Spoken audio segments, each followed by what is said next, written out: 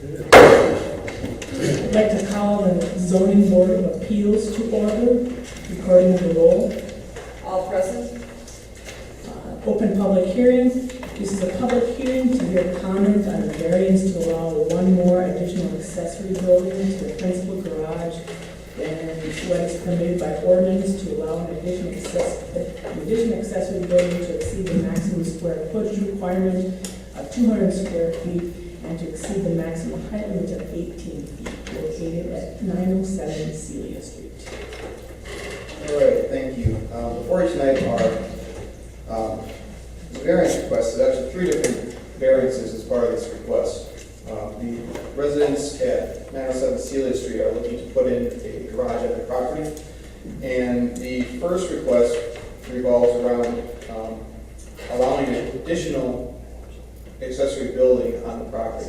Currently, they have a detached garage as well as a shed on the property, and the ordinance allows only for one more additional accessory unit building in addition to the garage. They already have the garage and then a shed. So this additional garage that they're requesting is an additional structure.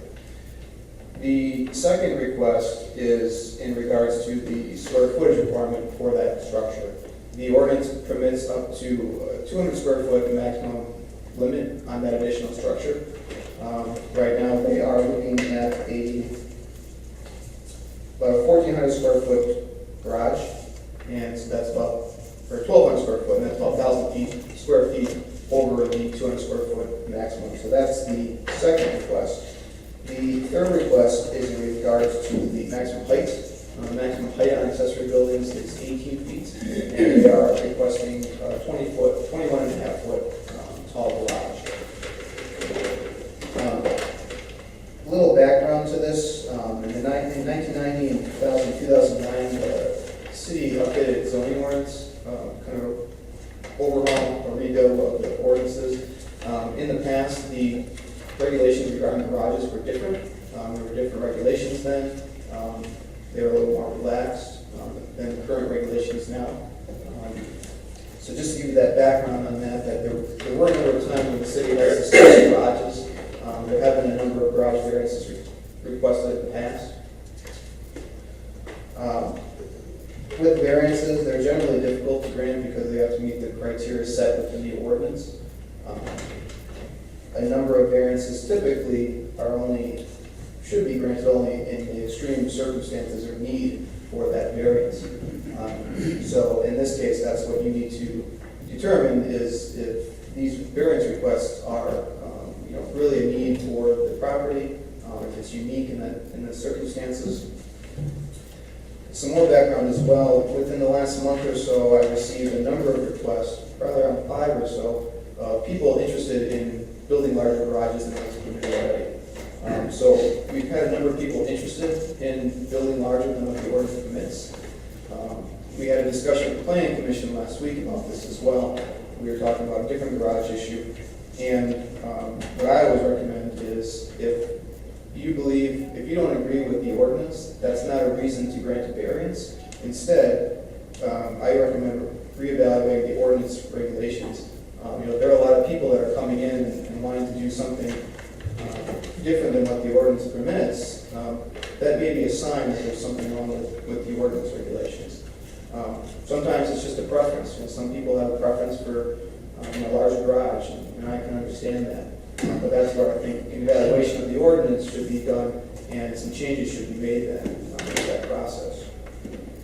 So with that, like I said, there are 3 variance requests. The first one is a use variance, and in order for the second and third variances to be granted, this first variance has to be granted, because it actually will, if you grant it, you'll allow the garage to be built. If you were to deny it, then the variances 2 and 3 basically are null and void. Essentially, we have to deny them because without the first one being granted, 2 and 3 aren't possible. And with the use variance on this first one, it requires 4 out of the 5 of the membership of the ZBA to vote in favor of it in order to grant it. If you recall, a few months ago, we went through this on a similar case with the garage. Not everybody was at the meeting originally. You had tabled it to make sure that everybody was here to be able to hear the case, so that you all have a chance to weigh in on it. So for this first variance, again, 4 out of 5 of you have to vote in favor of it for it to be granted. The remaining 2, 3 out of 5 of you require to be in favor to grant the variance. So with that, I can answer any questions. Otherwise, we can let the applicants are here to answer any questions that you might have as well as any comments from the public. Michael, I just have a quick question right now.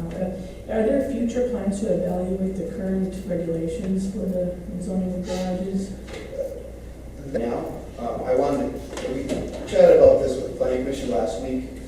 Planning commission members have mentioned this in the past, that they should be evaluated. I wanted to present it to you as well to get your feedback on it, to kind of get some direction as well. But Commissioner Simo, he sits on the planning commission as a liaison. He was there for the discussion. I think it's important to reevaluate the regulations because there have been so many requests. Typically, what you find with variances, if you are getting a number of the same requests, typically it means there's something wrong with the ordinance. Either that, or there's just a different preference out there compared to what past city leaders thought in the past when they made those regulations. I'm just wondering if it's appropriate to make a decision tonight if the regulations are going to change. I would recommend to not do anything tonight, or either to table the item or to deny the variances and give staff and the planning commission some time to evaluate the ordinance regulations and come back with recommendations through that process. There's a public hearing process involved where people can come in and they can provide their comments on what they think about garage sizes and regulations regarding garages. I think that's the more appropriate route to go at this point because of all the requests that we've received. Thank you. Commissioners, any further questions for Michael? We do have the owners here if they would like to speak. Any comment at all? It's up to you. What do you want to hear? What are your plans for the garage? When do you plan on building it? Basically, we have a long winter, we're getting old. We don't want to shovel out our motorhome, and it doesn't pay to rent a spot because it's an 83, it's an old, we don't want to invest that way. This way it'll add a lot of, I would say, wealth to our property besides for the kids. I mean, we're not putting something there that is, going to be terrible looking. We're going to keep it up, but we need it for that flow. We don't have to scrape off the windows every time you gotta go and follow our huge driveway. That's another thing. A boat to put in there? Boat, I mean, we want to get rid of the junk behind the garage. I mean, it's not junk, but. We want to put everything inside the building, instead of leaving it out in the yard. Right. We love neatness. So, that's about all we really wanted. Okay. Well, this is a public hearing, so if there are any other members of the public that wish to speak on this topic, now would be the time to approach the podium and state your name and state your comment.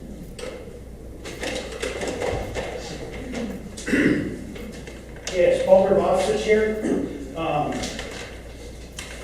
If you table this matter, or how long is it going to take Donna Bob Madsen to get this project started? I used to live at that address, and I believe that garage that was there at one time was about 60 by 40 feet. There wasn't a bigger garage there at one time. His dad ripped it down and put nice install. They need this project going now. They can't wait. That's all I'm saying. Let's keep it. It's coming. Yeah, the stone walls are just right around the corner. Okay. Okay, thank you. Any other members wish to speak on this topic? Quiet group. We'll close this public hearing. This is to item 6, consider action on the variance request. Commissioners, any further information needed or questions answered? Has there been any comments from the neighbors at all regarding the garage? I talked to 2 of them, they said it's fine with them. Yeah. Yeah, Michael, I don't think I've gotten any other comments. I haven't got any comments or any objections to the request. And you intend to finish construction before winter time? Yes. I did talk to a couple of neighbors as well, I didn't hear any complaints, their property is well handled.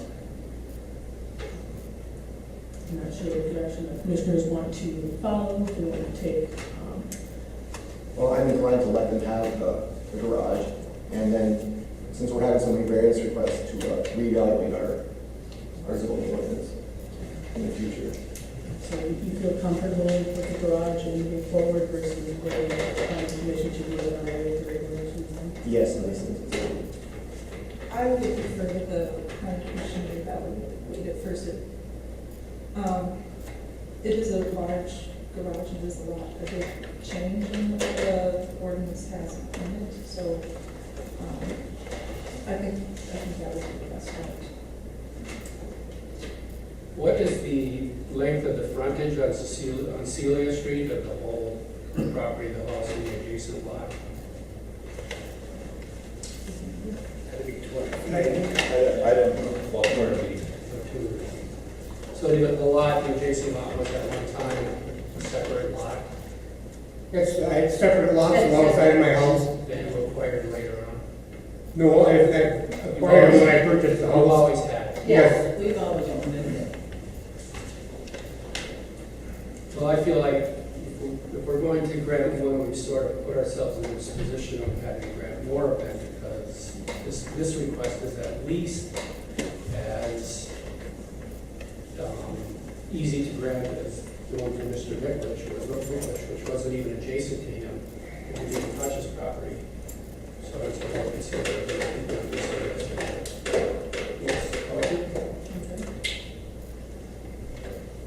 We kind of put I ourselves in guess this position. I disagree. Because his property was very close to it, and it does seem like a large change in the size of the garage compared to what we allow usually. Well, we're talking about the first one that just says, can he even do it? Or is it, which one is it? The first one is that we are allowed to build the garage. That's what he's talking about sizes.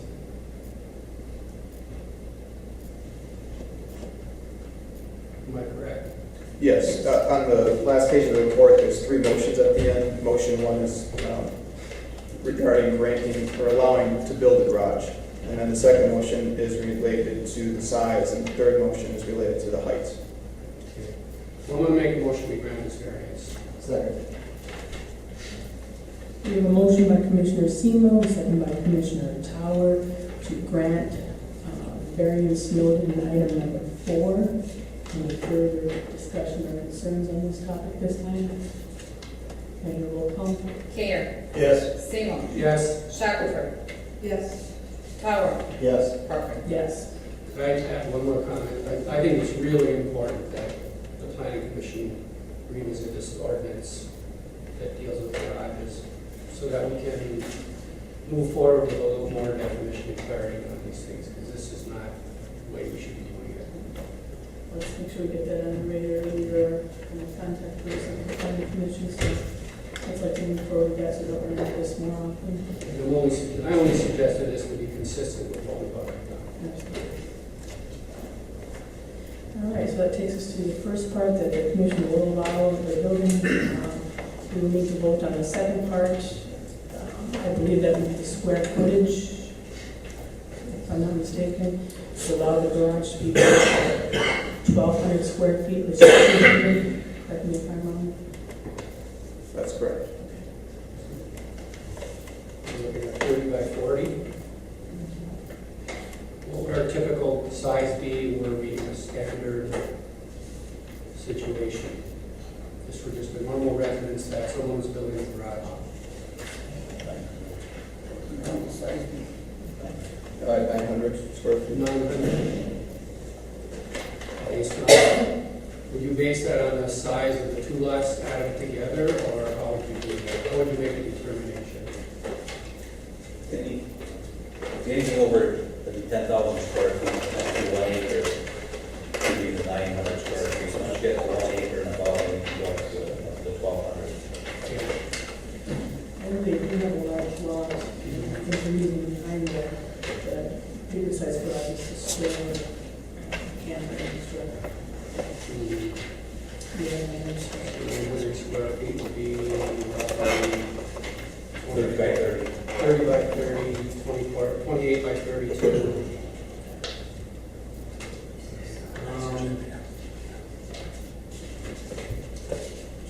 I'm going to make a motion we deny this request.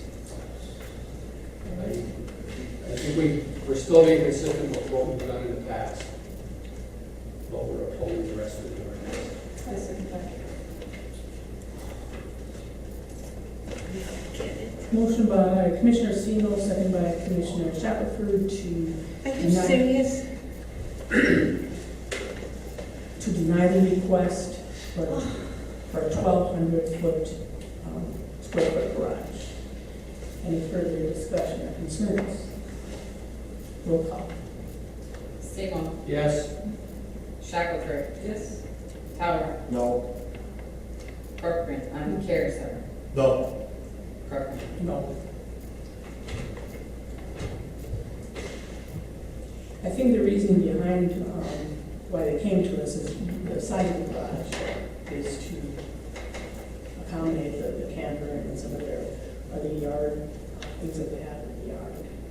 I would like to make a motion that we grant this 1,200 square variance.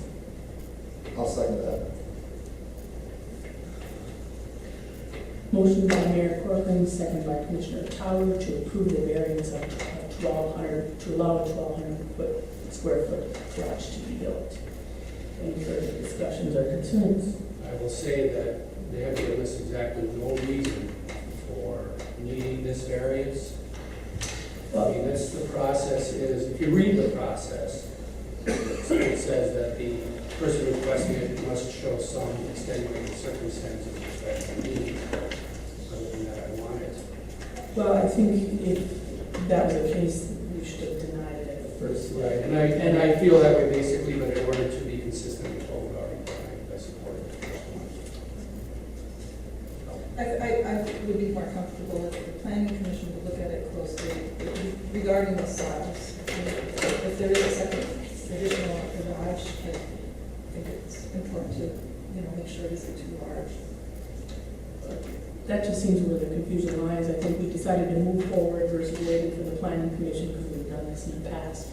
And I believe that since we have moved forward with the first step, that we should move forward with the second or third step. That's just a motion that I have right now. Can I get a roll call? Shackelford. No? Tower. Yes. Care. Yes. Seymour. No, Corcoran. Yes.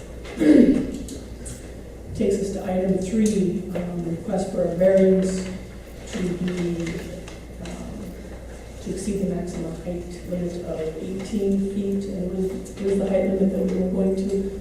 21 and a half. 21.5.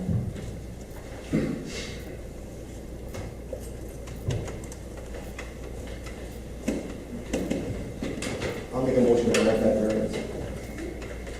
Support. Motion by Commissioner Towers, second by Mayor Corcoran to approve the height variance not to exceed 21.5 feet in the construction of the garage at 907 Sealy Street. Any further discussion or concerns? Maybe a roll call. Tower. Yes. Care. Yes. Seymour. no, Shackelford. No. Corcoran. Yes. Any other topics on this subject? Just that we should definitely look at our zoning ordinance so we can stop this process so often. We'll work with the planning commission to get our variances looked at if we're going to get a pattern of these requests. May I have one question about how they were set. I understand that there was a change somewhat recently that they became stricter. Do you know what inspired that? I don't, I haven't been able to research, the past meeting minutes and the past ordinances yet. But that would be part of this process, working with the planning commission to evaluate changes moving forward. Any further questions? And I'd like to adjourn the zoning board of appeals. You're on schedule, so I would like to call our regular meeting to order. Please join me for the religious To the flag of the United States of America and to the republic for which it stands, one nation, under God, indivisible, with liberty and justice for all.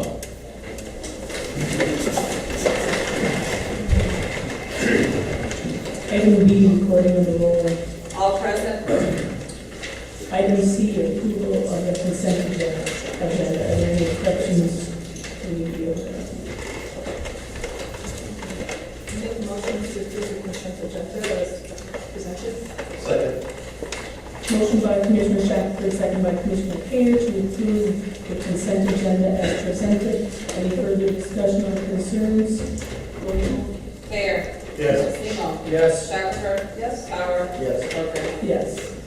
Item D, approval of the agenda. It is my understanding that we need to make one change in item I, and that the address is 301 instead of 310 East Oak.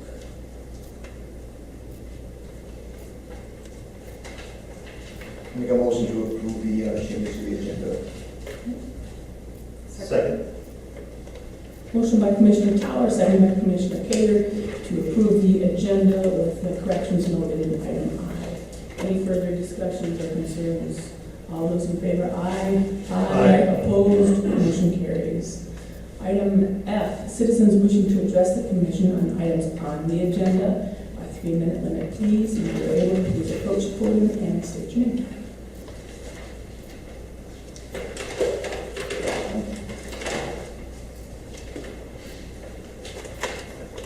Yes, Alder Bobsik here again, and what I'm discussing with they to turn down would be the comprehensive tier management program in the city limits. Is, I don't know, maybe this is a theory, or maybe I'm thinking, maybe I don't know, but right now the deer population in the outskirts of Irwin Township and Ironwood Township, that is bad, it's very, very bad. And so where's the deer concentration? There in the city. So maybe if you can get an extra amount of deer, these deer would scoot out into the townships, and maybe that would alleviate some of the wolf problem that you have around Kmart and the caves and so forth and so on. Because deer, I mean, it's bad.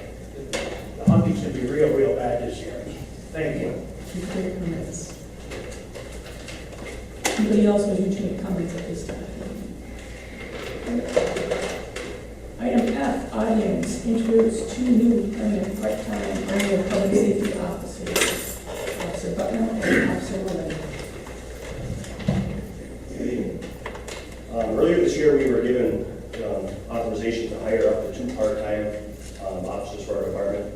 Through an extensive interview and resume search, we were able to find 2 officers throughout the process. Officer David Mullen, who is here tonight, was a member of the Hurley Police Department on a part-time basis. He left their department only to seek full-time employment with the Public Works Department in the city of Hurley. He just wanted to get back into police work, so during the interview, we were fortunate enough to hire Mr. Nolan, who's quite well respected with the Hurley Police Department in the city of Hurley. Officer Bucknell, who was not able to make it tonight, Luke Bucknell was a well-respected member of the Boone County Sheriff's Department for many years. And he, through the extensive interview process, also was the second candidate that was hired with a part-time basis in the department. So we're very lucky to have him. Welcome. Thank you. Item G, presentation of Mike Rehnquist, Public Safety Lieutenant, update on blight enforcement. Thank you. Our department, early in the spring, took over the blight process for the city of Ironwood. When it first started, Officer Lisa Bennett, one of our female officers, was kind of, which, for lack of a better term, the contact person for it. Since then, we've unfortunately lost her to the Northern Michigan. She got hired up there as a public safety officer in her department. So in my new position, once I took over as lieutenant in April, I became the contact person for it. Since April 1st, it was a quite tedious process for myself. I tried to do most of it by myself, but as we probably all know, there's a lot of it. So Director George and I sat down and we discussed a better way to do it. So with the 2 of us, including the other 8 officers we have in our department, we took the city and divided it into 10 equal sections. And with Director George and myself, we each took one section of town and went junk vehicles and other blight on your property and grass complaints, each officer had their section. They would photograph the cars or the other blight on the property and document the grass complaints. They would then turn it over to me or to Elizabeth Sweeney, our administrative assistant, and the process started from there. Letters went out. Since that time, we sent out 226 letters throughout the city. 114 of those were for either junk vehicles or other blighted property, other refuse or stuff in their yards. Of those 114, 82 of those were blighted properties, like say if you had old sofa or just old sheds or just debris in your yard. 32 of those blight notices were for vehicles, junk vehicles or junk property there. 112 of those complaints were grass complaints. Of those 112 notices that were sent out, the owner or their designee cut 69 of those properties. The city Public Works Department, Mr. Corcoran and his staff, they cut 32 of those properties. We do have 11 pending. Either they haven't reached the limit yet, we're watching them, or else they're still within a time frame for the owners to cut them. So we're watching them those. Of the 226 complaints, 24 people have received second offense notices, which has a $75 charge to that. Most people that didn't comply with the first notice would usually call me once they got the second notice with the $75, and then I usually meet them at the property, or because a lot of times if it wasn't my section, I wasn't always familiar with the location, so I go meet them with their property, check it out. I was given the authority to waive the $75 fee if they were showing that they were making a progress in doing that, so I can't give you an exact number of how many fees I've waived, but a lot of people have made substantial progress from the point the second notice came out. As of September 2nd, 121, with some of those being grass complaints, of the 226 have complied with the blight ordinance and all in total acceptability of their properties. And as of this point, and it'll be further on into the meeting, another item on the agenda, there are 4 properties that we are currently looking at for the third offense notice for public hearing, and altogether, there's 16 total properties, counting those 4, that will be quickly approaching the third offense notice, so we'll be back for more public hearings on those other 14 properties. Any questions? By chance, do you have an estimate of how many man-hours are spent dealing with the blight?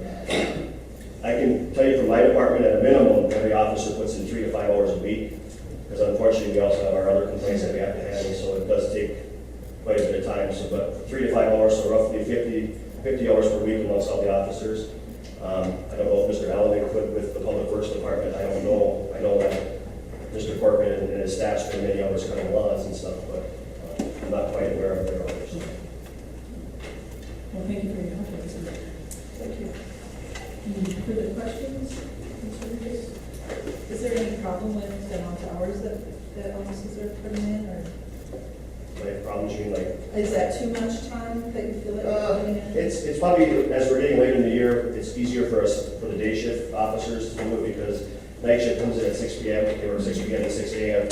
Then they get on shift, they usually want to go out right away because you start losing daylight hours. So they try to get out, check the properties and stuff before it gets dark. The unfortunate nature of our job is sometimes you come in at 6 and they're going on complaints right away. So they don't always get to it. So it's getting harder for night shift. For day shift, it takes some time, but we work around that. So. Okay, thank you.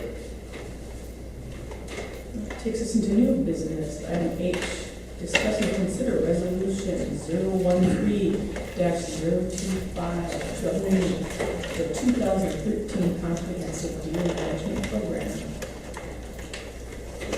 This is our 8th year in the program, and we have met with a number of deer hunters, and each year we come back to the city commission by resolution to authorize the hunt to go forward or not to.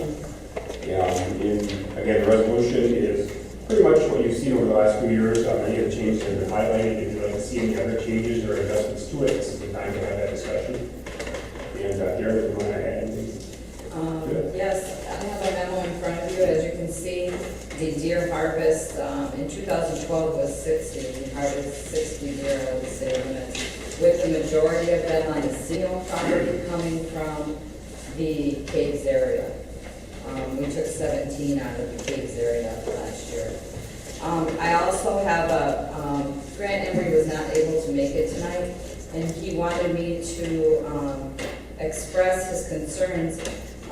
The DNR came to local government officials regarding the increased amount of wolves that we have in the city limits. And the major reason for that attractant for the wolves are the number of deer that are currently in the city limits. The decreased time frame and locations in which the harvest of the deer that were taken may result in an impact on deer numbers harvested. The increased deer numbers will result in an increased attractant of predator animals into the city. So we currently do have times set in our resolution, so if you need to tweak that in any way. Signs were made last year for the Miners Memorial that no hunt will take place from 10 a.m. to 2 p.m. in that area. What are the major changes, or are there any major changes? Just from the last year? dates. There is, remember we had the veterans disabled private, on private only property. It's called now Liberty Hunt for disabled veterans and disabled individuals. So that's the only new change kind of thing. But nothing else other than the dates, I believe, were changed from last year. Karen, would you happen to know how many deer were taken out of the Miners Memorial Heritage Park in December? Yes, quite a few. Actually, Justin isn't here. He was going to try to make it. He did do a little review of it. Justin didn't hunt last year in that area, but that's the major thing. That's the first time the deer kind of settled down after the rifle season, and they're able to go in there. And he was going to try to make it tonight, but he was on his way back from Mercer, so I don't know if he'll get here. Maybe by the end of the meeting he might. Because I had a number of people tell me that they wouldn't go in there regardless of the curvature. They just didn't want to be in there.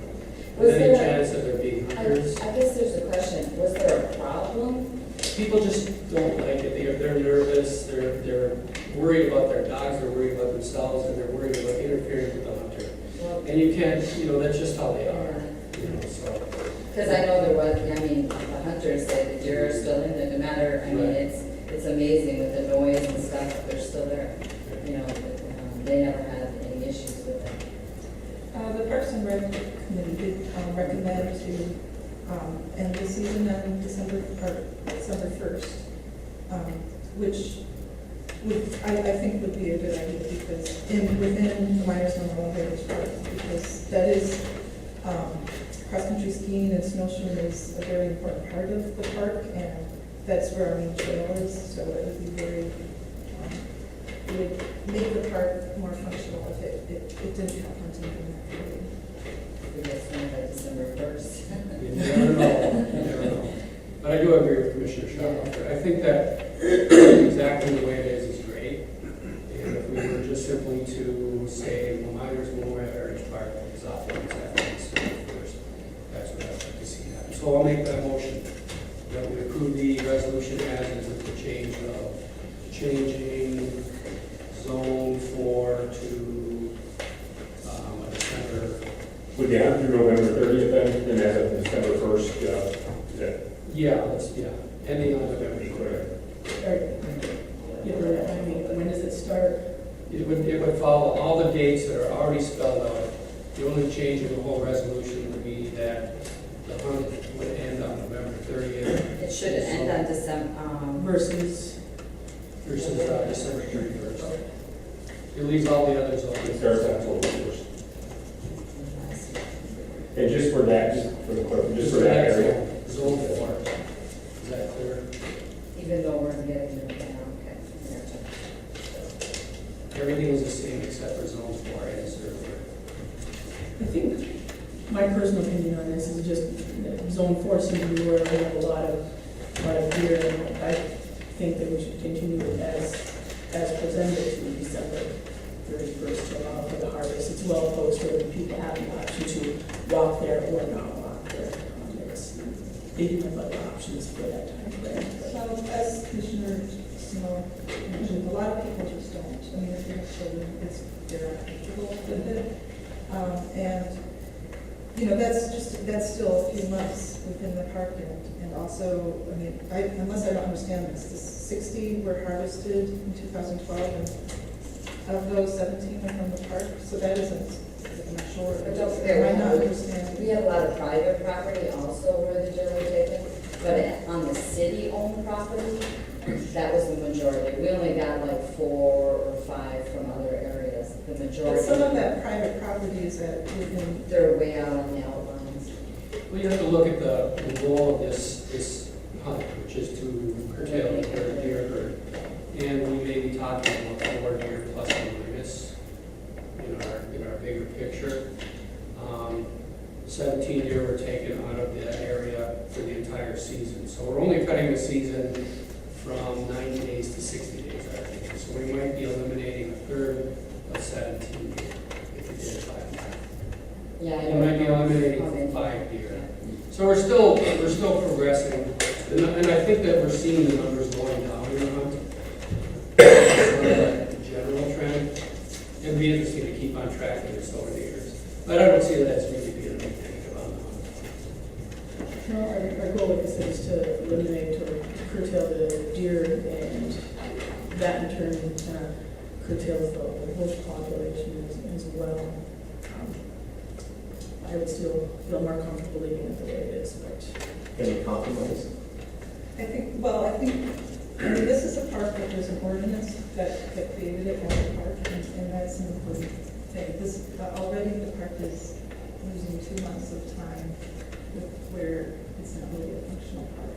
So I think it's important to look at the big picture. If you go in there on a regular basis, actually, you don't see hunters very often. So it's a bit frustrating to, we want people to get in there, but they're scared of the hunters. But, we can see where their stands are, we know that they're not there most of the time.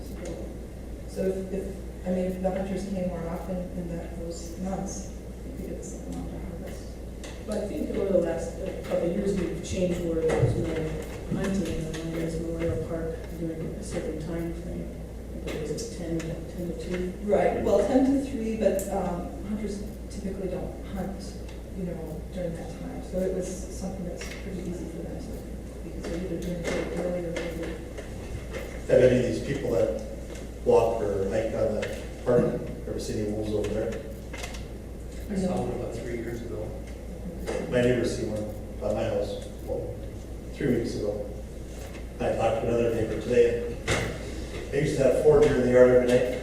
Well, they have 3. Well, evidently, I guess he found a chewed off leg in his daughter's backyard. So, But I think you have to look at a bigger picture. You have to look at what is the point of the hunt, the point is to curb the deer herd, and how much more we can curb the deer herd by discouraging people essentially from using that area for I think, people do that. Go ahead.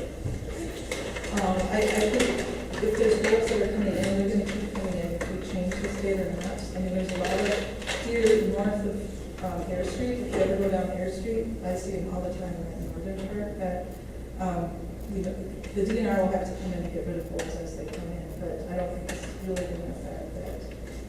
Wolves are not going to come in. Excuse me, can anybody comment right now or no?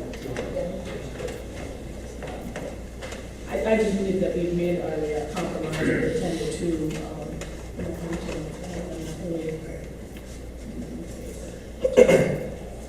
Would you consider the compromise of maybe the 15th of December?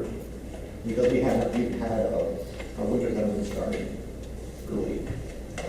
The 15th maybe. Would that be the compromise? I'll withdraw my motion and change the date to December 15th.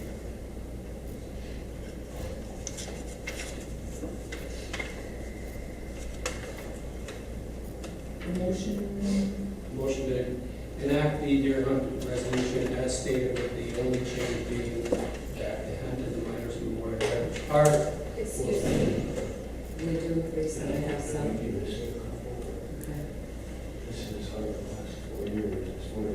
He has some projections. He did my statistics for me. He's talking to Would you mind fixing the podium?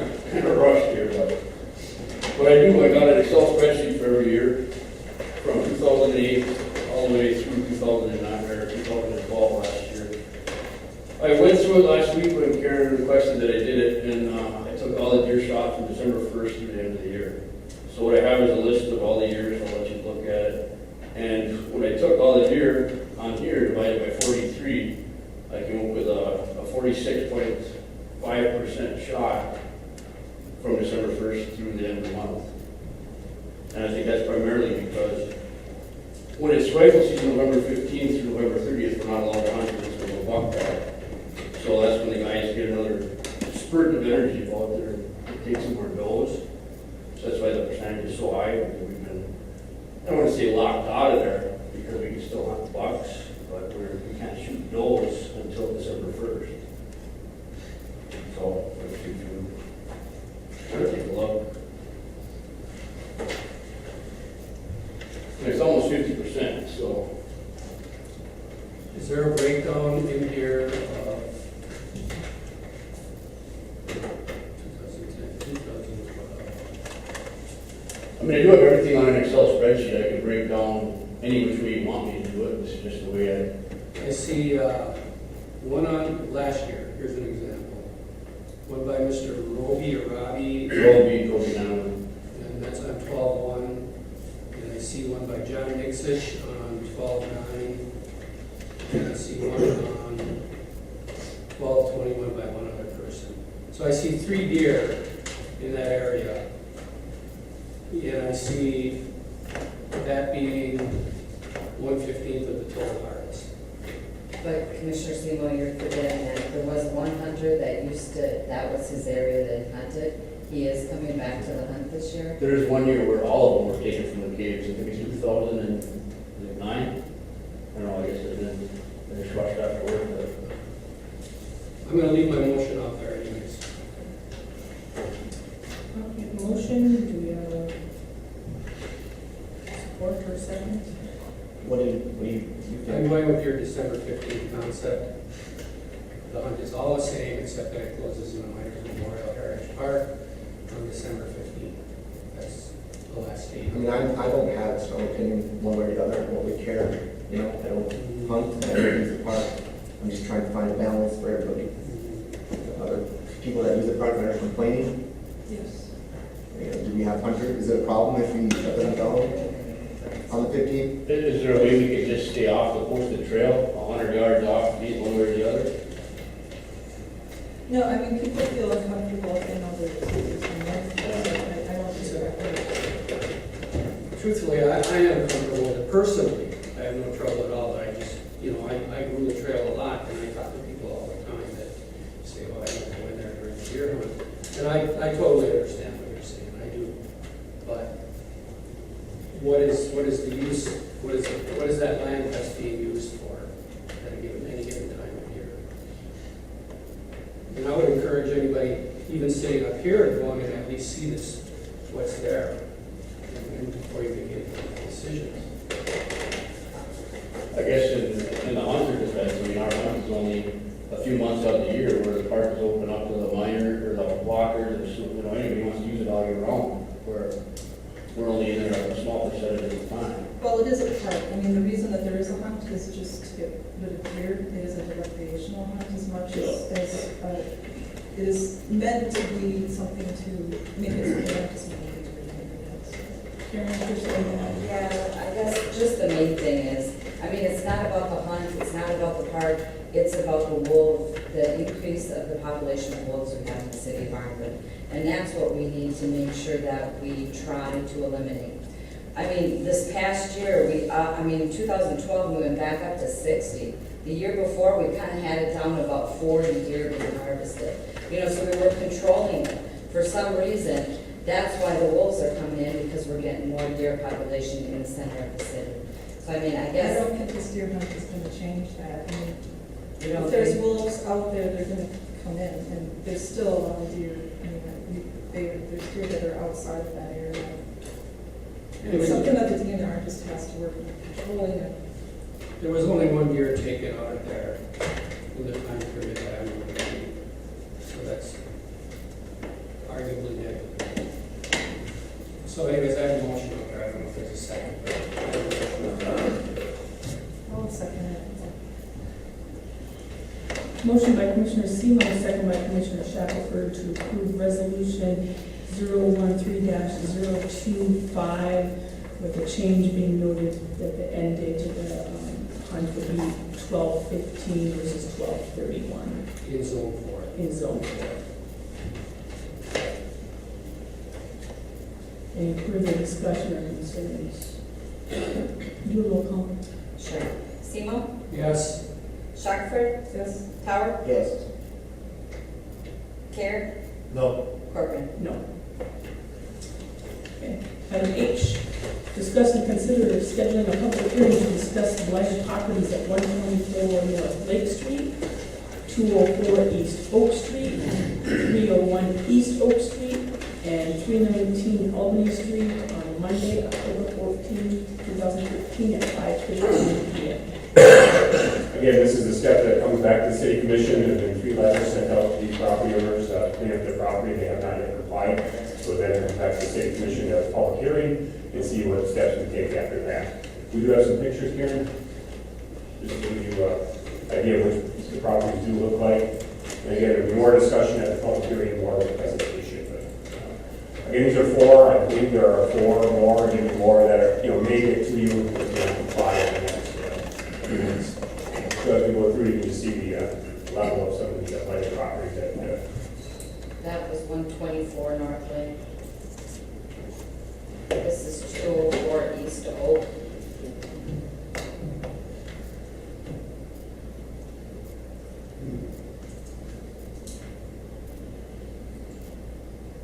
This is 301 East Oak.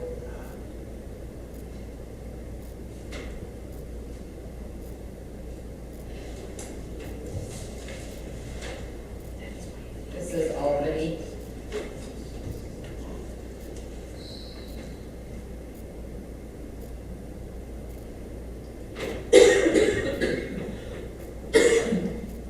And we'll get into detail of each property at the public hearing, and maybe by then you might even have complied and cleaned them up before we get to that.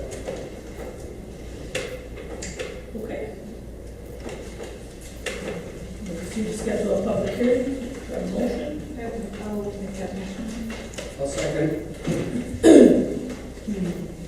Motion by Commissioner Shackelford, second by Commissioner Semo, to schedule the public hearing as noted in item I.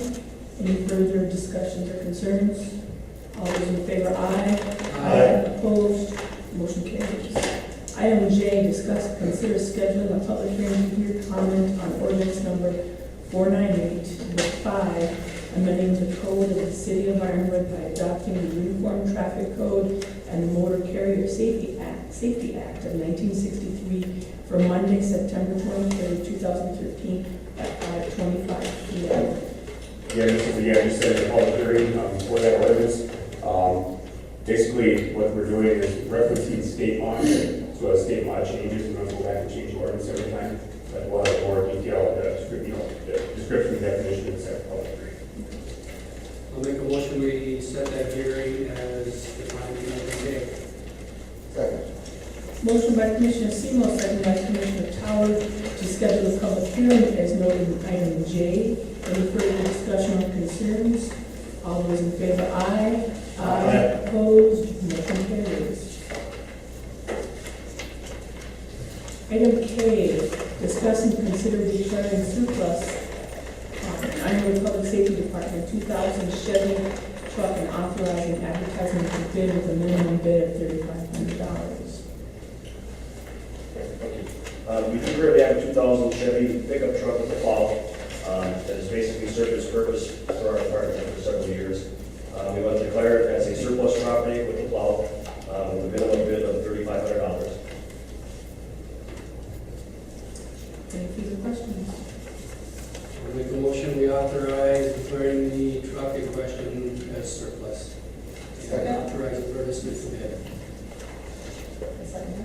Motion by Commissioner Semo, second by Commissioner Shackelford to declare the surplus property as noted in item K with a minimum bid of $3,500. Any further discussion or concerns? All those in favor, aye. Aye. Opposed? Motion carries.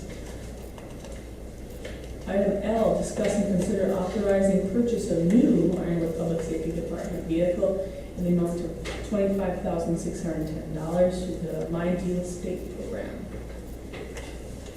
That vehicle would be a utility vehicle, a 2013 Ram 1500 special service vehicle. It would serve many purposes on fire scenes and maintenance of our building. We do have a $9,000 USDA grant that has been secured by our department for that vehicle. $8,500 has been budgeted besides that grant for the vehicle. At this time, we are seeking other funding mechanisms from the city commission for $8,500. Mish deal or my deal has already gone through the state bid process. That's why Dodge has received the bid package for that. So that's the purpose for the Dodge vehicle. Paul Lynn could probably maybe explain or help explain some of the other funding sources. We would like to use, if possible, the $3,500 for the sale, or whatever the sale is, of our surplus vehicle to purchase a plow for the new vehicle so we can maintain access to and from our building to the public and for fire trucks and SWAT cars on the back doors. When will this vehicle be available for that? That's a good question. I'm not 100% sure, but I believe this fall sometime. Okay. I can definitely find out for you. No, Officer Root, this isn't true that this is replacing the one that we just declared surplus? Correct, we would replace that one, yes. I'll make a motion, we authorize the purchase of the vehicle described in item L, and also allocate the sale of the other truck towards purchase of plow. Any money in excess, how would we be allocating that? Typically it goes back to the general fund. These are all general fund expenditures. If you want to secure that, the budget be adjusted appropriately to cover the other costs of the plow, that would be fine. I think that could be handled administratively. So if I don't spell it out, it would just go in. If you want to make sure that's clear, that's fine. Before I finish that motion, is there any thought of anybody having any other idea? I'm hoping we can get more than the cost of our plow, but I don't know for sure. I just have a question, Paul, do you have any budgeting concerns with this purchase? No, with the public safety doing a lot with code enforcement, they are saving funds out of their budget. Any time that they put toward code enforcement comes out of the code enforcement budget, so that saves in the public safety area. They'll have sufficient savings to cover the excess cost that needs to be allocated. If you recall, we budgeted $8,500, half of the cost of what the normal general fund would put in for it. In this budget, we're going to do it over 2 years and purchase vehicle next year. With these savings that public safety is getting from doing code enforcement, it will provide sufficient funds for the remaining $8,500. Okay. I'll leave my motion as is, but unless you guys have any other thoughts for if there were any excess, that comes to general fund, sounds good to me. It's all general fund money, so that's where it should come back into. All right, so my motion stands as is. Could you repeat your motion? Okay, my motion is that we authorize the purchase of the truck as prescribed in item L, and additionally, any money from the sale of the other surplus vehicle will be used to purchase the plow, any excess money will go to the general fund. Motion by Commissioner Semo, second by Commissioner Shackelford to approve the purchase of a new Ironwood public safety vehicle in the amount of $25,610, and that any surplus monies will be put towards the plow for the service vehicle and or into the general fund. Any further discussion or concerns? Roll call. Gainer. Yes. Seymour. Yes. Shackelford. Yes. Bauer. Yes. Parker. Yes. Item M, discuss and consider approving resolution 013-024 to enter into the subrecipient agreement with Northern Initiatives for regionalization of the revolving loan funding program. All right, thank you. The resolution and attached agreement to it is the agreement that the city will enter into with Northern Initiatives for the regionalization of the revolving loan fund. At your meeting in August, you approved the notice of intent to enter into this agreement, and this is just a formal agreement to do so. All right, if there's any questions, Mike? Questions, please? I'll make a motion that we approve resolution 013-024. Second. Motion by Commissioner Semo, second by Commissioner Tower to approve resolution 013-024 is noted in item M. Any further discussion or concerns? Roll call. It's been a really long process, but We've been talking to the since we got Seymour. Yes. Shackelford. Yes. Sauer. Yes. Gale. Yes. Parker. Yes. Item N, discuss and consider declaring obsolete and surplus scrap water meters and miscellaneous iron from the DPW garage and authorizing advertisement to bid. Okay, something we do periodically, as they change our water meters, the old brass meters have some value, so we get try to get the highest bid for that, and we'll bring it back to the commission after we receive those bids.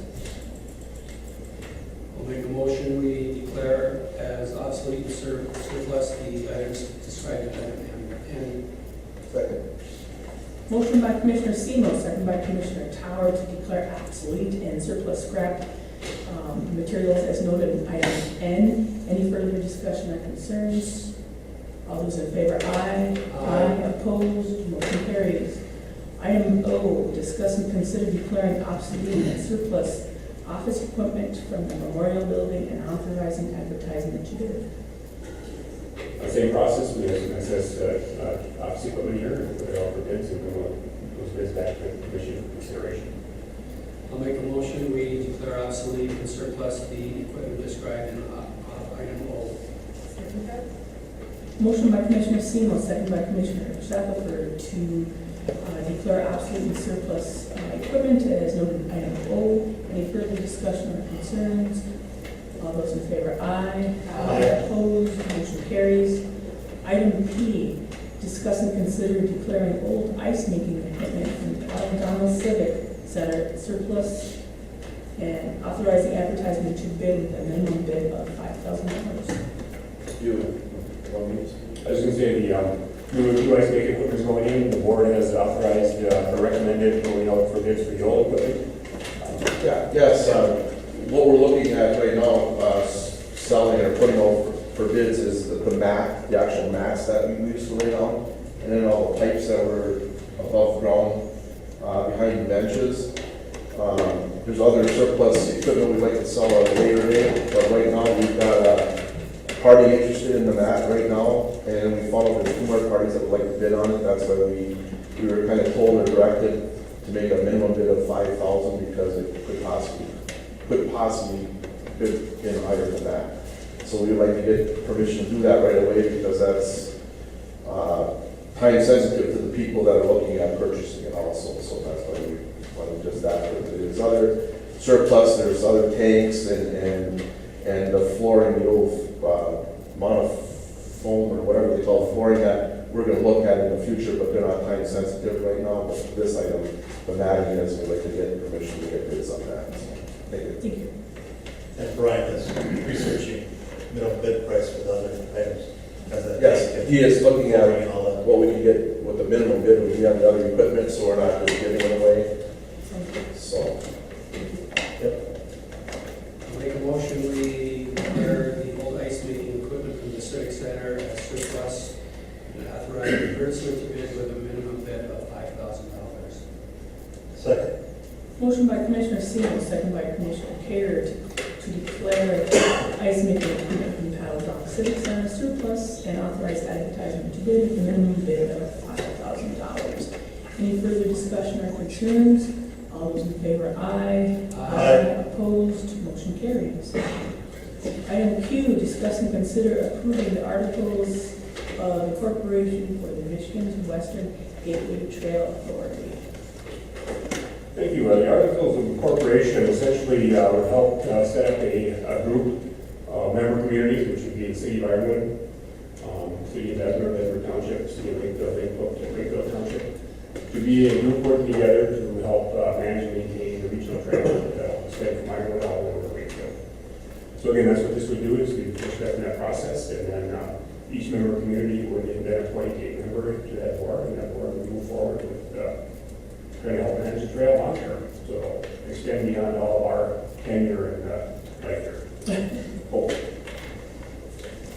I just want to say that I'm glad that we're coming together, the area, all these cities and municipalities, I can't speak, municipalities, working together for this common trail, which is gonna be good for our area. A little disappointed that Hamilton Township opted out, but it's their call, I guess. I think it's a great opportunity, like you said, for, to develop the economy, tourism, and all that. And I think it's important to note too that just approving these articles of incorporation in no way encumbers the taxpayers. There's no possibility of there being any millage, and any millage there ever would have to be approved by them. So having said all that, I'll make a motion that we approve the articles. Oh, one more question. I'm assuming that Mr. Pope has reviewed these and. He has, yes. And he's reviewed them on our behalf, and also the attorney for the city of Wakefield, so he's reviewed on their behalf also. I'll make a motion that we approve the articles of incorporation of Michigan's Western Gateway Trail Authority. Motion by Commissioner Semo, second by Commissioner Shackelford to approve the articles of incorporation in the Michigan's Western Gateway Trail Authority. Any further discussion or concern? Roll call. Shackelford? Yes? Power? Yes. Care? Yes. Seymour? Yes. Parker? Yes. Item R, discuss and consider a surplus property purchase request for a property on Huron Street by Tanya Sanders. All right, thank you. Tonight, there's a request regarding surplus property on Huron Street. This request is, Karen, if you can go to the aerial map so they can see what we're talking about.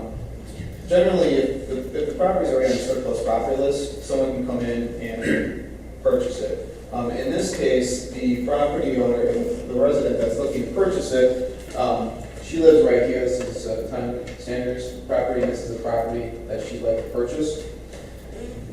The list price on the surplus list is $1,750. She's requesting to purchase it for $500. So through a normal process, we brought this before the Planning Commission and Parks and Rec. They both made recommendations. Parks and Recreation recommended selling the property for $500, but they want to make sure that the path that's being used here to access the ball fields and the recreational areas be preserved. You can kind of see a worn path through here. We're not sure yet if that path is actually on the property. It appears on the aerial here, but the aerial and the imagery is not accurate, so that's something that myself and Density would go out and actually try to mark off and find the property corners to figure out if this path is on there. If it's not on there, it's great. It'll remain open. If it is on there, Parks and Rec recommended that we preserve that through an easement or just not selling that portion of the property. Who uses that path? Is it just a footpath? I think it's just a footpath right now, from my understanding. I'm not that familiar with it. Because there is like a gravel road right along the, right next to it that does bring you right to the ball field area.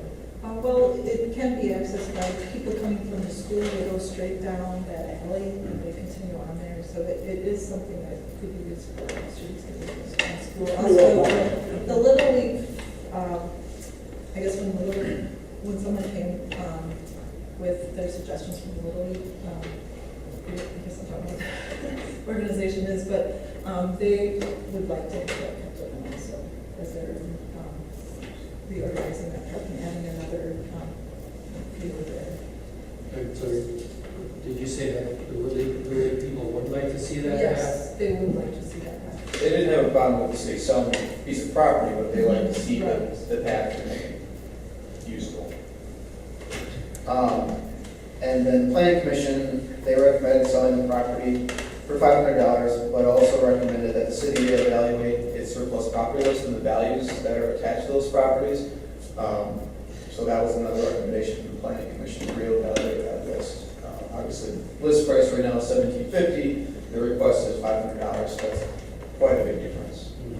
With the way the property values have changed over the years, it may be a good idea to reevaluate that. Now, that process will probably take some time, but if that's something you want city staff to work through, we can put that on the radar.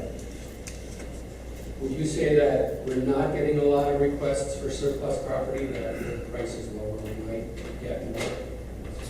I defer to Dennis about that. It's possible, but we haven't had many people ask for property. This gal here has, in the past, asked for that property, but didn't want to spend that much money. And we told her, well, bring in what you feel like it would be worth to you. And it's not large enough to build on normally if somebody owns the property. So lowering it to 500 is probably a good deal for both the city and for her. And because of its location, the property is really only valuable to the adjacent property owners. Like Dennis said, she wants to put a garage on it. Well, if she purchases it, it's included in her entire property, and then she'd be able to. But if you were to try to buy this and put a house on it, you wouldn't be able to meet the requirements, because it's just too small for a lot individually. Do you think it would be useful to ask the people immediately to the east of there, or at least notify them of this? That's actually Is city there owned a property. shot at it? It's actually city owned property. It's city housing commission. Oh, it's city housing. And what do they think about it? Haven't heard. All right, well, I'll make a motion that we authorize the sale of that land for the $500 number. And further, contingent upon securing that pathway in by whatever means we can. Is that enough?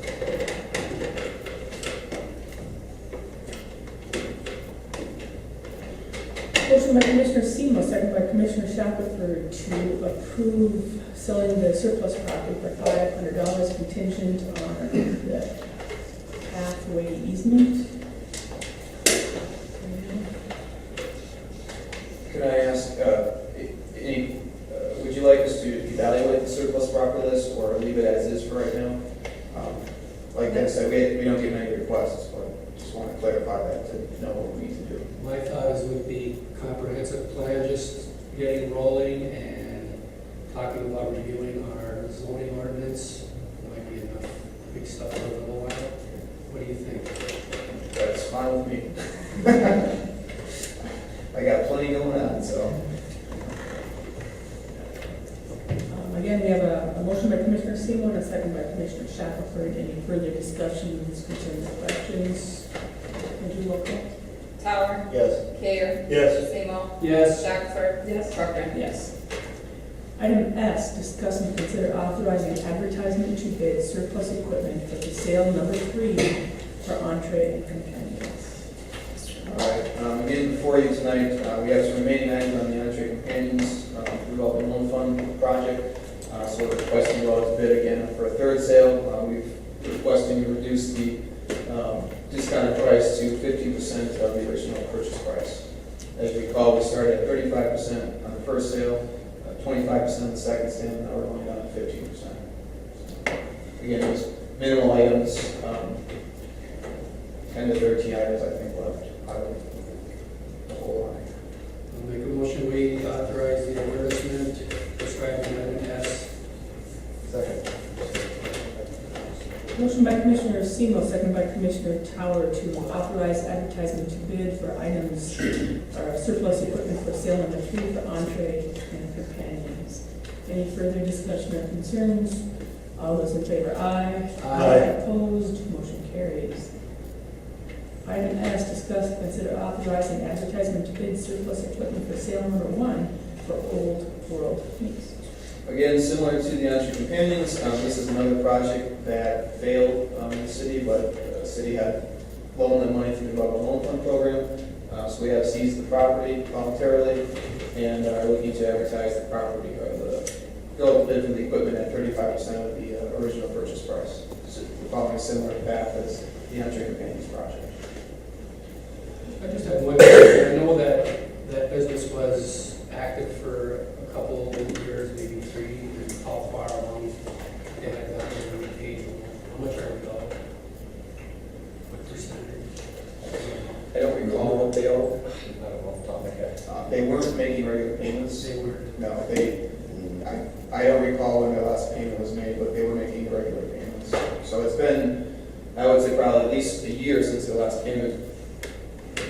So Was it up until then, or was it kind of? I believe they were current up until they started running, until they stopped making regular payments. But I defer to Paul if you recall. So. Yeah, since since I've been here, it's, I think it's shortly started going south after that. And it was regular, so I think they were up for a little bit, but it was a fairly short term while they were from up and running to, you know, not. I'll make a motion, we authorize the advertisements for bid described in item T. Second. Motion by Commissioner Semo, second by Commissioner Tower to authorize advertisement to bid the surplus for sale number 1 for Old Meats. Any further discussion or concerns? All those in favor, aye. Aye. Opposed, motion carries. Item U, discuss the 2013 downtown infrastructure grant. All right, thank you. As you recall, back in December of last year, we applied for downtown infrastructure grant through the MEDC. We were not awarded that grant. The main reason, after talking with the staff at the MEDC, they kind of went through the scoring criteria with me. The city scored well on all aspects of the project. The actual project scope of work itself, a number of the other criteria. The main reason that we didn't score well enough to get a grant, the grant, was our matching portion. The minimum match was 10%, so we put up 10%. But all the other communities in the state that were for the grant had a greater match than the minimum. So their matches were closer to 15, 20, 25%. The MEDC scoring weighed heavily on that match portion. So they have a new grant, a new downtown infrastructure grant coming up with an application deadline on August 1st of 2013. We want to come and talk with you to see, one, if you're interested in applying again. Secondly, we're looking at different concepts and ideas and scope of work to add to the project. But thirdly, the match portion. That's really the key to this grant. Like I said, we scored well on all other aspects of the grant from last time. It's the match portion that we didn't score well on. So the maximum possible grant, or the project cost, is $750,000. That's the maximum amount we can request. What we're kind of looking at as a more practical number to get a better score on the match is a 20% match, which would equal $150,000 of local match. Now, with that, we have to discuss where that money would come from. There are a number of projects that were discussed during the budget process. We've allocated certain money to certain projects, and if you were interested in applying for this grant, assuming we go after the maximum possible grant request, we're really looking at around $150,000 from local match. So that's kind of a big policy question to discuss tonight. I don't know if Scott has any additional comments on that. No, I guess with this project, it would be continuing some of the work that's already been done, the street lights in one direction or the other. We're looking at extending the street lights out there early, and then in the other direction, we're extending the work US 2. Again, you don't have to do it all. You can, again, keep on phasing it in like we've done. That's a strategy we've taken over the years. We have to obviously work with the means that we have, the dollars that we have. So would we like to do it all? Absolutely. Realistically, the funds that we have, have been earmarked for other projects. Again, everything's a priority. Again, the list that you have in front of you is what you have identified as projects at that point in time. If you remember, our project list was much bigger than that, and we really boiled it down to this. So if you wanted to move forward with the project to leverage some state funding for the downtown enhancement, again, for every dollar you spend, you get $7 in state money back. I don't know if that's exactly the right percentage, but anyway, you can leverage your dollars that way, but you would have to, at least at this point, reprioritize the projects. Just to give you a heads up on what we applied for last time, the total project cost was just over $600,000 with what we were looking at last time. So we can go up to $750,000. So just give you some numbers to think about from last time versus this time moving forward. And these grant opportunities, we don't know when they're going to come up. This just came up last 2 or 3 weeks. So they come out very unexpectedly. Sometimes we get a little bit ahead of knowledge about it, but they don't give you a lot of time to actually make decisions at the municipality level and apply. So it's a very short time frame. Do we know the deadline? It's October 1st. So we would still bring this, if you told us to move forward with this, and apply, we would still bring this back at your next meeting for official approval of the application. But tonight really is, do you want us to apply? What elements do you want us to apply for? And how much of a match are you willing to provide? I think we should kind of take a look at it and make a decision at the next meeting, and maybe put some price tags on some of the projects that will help us decide where, how much we're going to invest in. Right, like I said, with what we had proposed last time, it was about $640,000. That's 640. Of the previous grant. And then the new ideas and concept that we're talking about with the DIDA, we could easily get to 750. I mean, it's not hard to spend the money to make it. Where were we getting money last time? Where were we thinking of grant money? I don't recall where we authorized the money from. It was available. I think what happened was, I think you authorized money out of the timber sale, if I recall, but then when we didn't get it, the money was available, and then actually you applied some of that money towards the finishing the downtown, the Depot Park project. So I think at that time, that's where the money came from, but I don't recall offhand exactly. And are there some ideas of where we would get money? Again, you can have a few dollars from timber sale proceeds, from the existing timber sale. There's not a lot left there, but there's a few $1,000s left there. We are moving forward with our next timber sale. As we update that logger is indicating he wants to move forward, and we're going to anticipate somewhere between $10,000 proceeds there. Again, that just gets you part way where you need to be. The other area is really looking at the project list. Paul has looked at our fund balance. And again, we're going to be talking about that a little bit with the property on Bonnie Road, where do the funds come from to tear down a house or other priorities you may have. City Commission has set a policy and a good one that we maintain a minimum fund balance. You have in that fund balance about $80,000 to $90,000. Is that? Yeah, it's 70 conservatively. $70,000 to work with. That you haven't earmarked yet.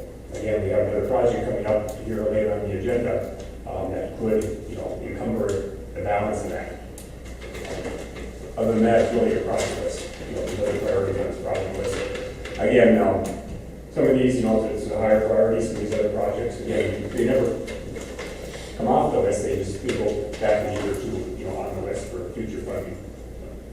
Do you have any idea, you said that the communities that got the grant, they had somewhere between 15 and 25% matches. How did the 15% number do? I don't know. I don't know the exact numbers. I just know that they were greater. All the communities that received the grants had a greater match than the minimum. When I talked with the representative from the state that was for our rep for the UP, she actually told me that we scored better on the project scope of work than some of the communities that got the grant, but because they had a higher match, they were awarded the grant. So we have a strong application as far as the work goes and what we're proposing. It came down to the money, unfortunately. And that was a higher priority, scoring priority for the MDC. In our gut feel is we're probably in that 20% range. We don't know that exactly. I'm guessing probably in that range. 15% of 600,000 would be 90,000. Sounds a lot better than 150. And of course, 20% is 120,000. But they're all big numbers. Right. So it sounds like we have some interest in to put it on our agenda for. Well, it sounds like you need time to. I really need direction tonight because we had to bring the application to you on the 23rd for approval. So we don't have direction tonight to move forward with this.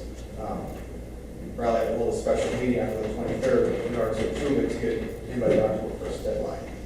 And like I said, the unfortunate part is we don't find out about this. They don't give you a lot of time. And it'd be nice if they gave you maybe a couple months, so that at least we have a couple conversations with you. But it's the timeline that they have, and we heard about that they were going to be putting out a grant request, but we didn't get the documents until 2 weeks ago. Well, let's just be blunt. I don't think we have the money. Unless we start cutting out projects right now tonight, if you want to start eliminating a project or two, we don't have the matching funds. I would love to see us look at our project list and sit down at a workshop and kind of solve it. I think it's important to, I'm sorry. We're 2/3 of the way perhaps through our whole downtown project. And I hate the thought of cutting other projects, so we have to prioritize. And I don't know if we really have all the information we can use to make that decision. And we can set up a workshop if you'd like to do that. Again, this is a, very sizable project. Again, the funding is the big question. To have more detailed discussion on options, alternatives, we could workshop it. Again, time frames are quite tight, so it might need to be 1 or 2 workshops outside of our regular meeting, depending on where we go with it. I mean, certainly we're interested, but how realistic is it? I don't think we quite have everything we need to make that decision right now. Can we set up a workshop the same day as the meeting, possibly? As a commission meeting, do a workshop prior to the meeting, sure. Would that give you, I mean, you know that we're interested, can you do some of the background work and if we said go? Yeah, and we can work, we have the cost estimates for what we submitted for previously. We can look at the other items on the list, we can come up with cost numbers for. That's not an issue, really it's trying to figure out where the money comes from, to make the match. Because in a workshop, we could look at, well, item 1, we would like to see happen, item 2, maybe we could put that in another project. We could break the project into smaller, 2 smaller parts, or different choices we could look at. There's that, and this will go over, I think, when you get the grant, you have 2 years, if I recall, to spend it, so it's so over the. Actually, this one is only a year. Actually, very quick on it. It has to be completed by the end of 2014, I believe. Okay. We're moving into one more funding cycle. Right. But you have to commit, But anyway, there's some things to talk about. So you're saying that it's possible that next year's budget could incorporate into this, or do we have to? It would be something we would have to discuss, because you'd be, I guess, encumbering, a project into the next budget cycle, so you can do that, but. Because perhaps at the workshop, we can go, well, we can find X amount of dollars, let's scale our project to fit that match. It's a possibility. Sure. If we don't apply for it this year, is there a chance we apply for it next year if we have more money? Sure. Next fiscal budget? Right, and this discussion is good to have, even if we don't apply this time, because then going forward, you'll have at least talked about some priorities, and trying to set some priorities for future grants. And then you keep that in the back of your mind as you're working through the next year's budget and say, okay, well, we know that there may be another opportunity out there with this another grant coming through. Maybe at that time, put some money away for these types of projects, regardless of if there's a grant available. And then if there is a grant, then that's just that much better for the city and its budget. And if we decided to sacrifice some other projects on our list and apply for the grant, if we didn't get the grant, we'd be still in different projects. Just kind of weighing priorities. Well, it sounds like we have enough interest, and we've started building our downtown, and hate to see our momentum stop. So I think that a workshop would be. We bring some different scenarios to you and options, both from a project standpoint and also a budget standpoint. So you can take a look at. How early do you want to schedule a workshop? So, up to the commission. 30. Or should be an hour. I don't know. 4:30 before the next meeting? I'll make that motion. I'll second it. Motion by Commissioner Chair, second by Commissioner Seymour, to establish a workshop to discuss the downtown infrastructure grant at 4:30 on the September 23rd. Any further discussion or concerns? All those in favor, aye. Aye. Opposed, motion carries. Next to item G, discuss and consider approval of restrictive covenants for the gas plant site. Again, this is a site that's been cleaned up by the EPA, city gas plant site. There are restricted covenants that do need to be recorded with the property, that what can be done there in the future. Essentially, you can't put a a building or structure on there, it can be used for open space parks, you can put a structure on it, it's open air, like a pavilion. But it lays that out, it's been reviewed by staff, by the city attorney, and for the commission's consideration, if you do approve these, then I'll get recorded with the site. I'll make the motion to approve the restricted covenants for the gas plant site as described. Second. Motion by Commissioner Shackelford, second by Commissioner Tower to approve the restrictive covenants for the gas site. Any further discussion or concerns? What's more, these have all been reviewed by Mr. Cole. Yes, they are. Any further discussion? Roll call. Mayor, Yes. Seymour, Yes. Shackelford, Yes. Howard, Yes. Parker. Yes. Item W, discuss and consider authorizing to enter into a professional service agreement with Arlington Kogler Group, not to exceed $70,000 for the development of the city's comprehensive plan, and authorize city manager to sign necessary agreement. All right, thank you. As you know, the city commission budgeted $70,000 for our comprehensive plan. We held interviews with 4 different firms that submitted proposals for this project.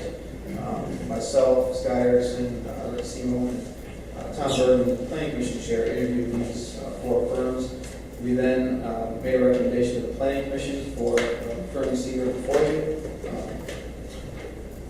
Pleasanton Kohler Group, HKGI out of Minneapolis, Minnesota.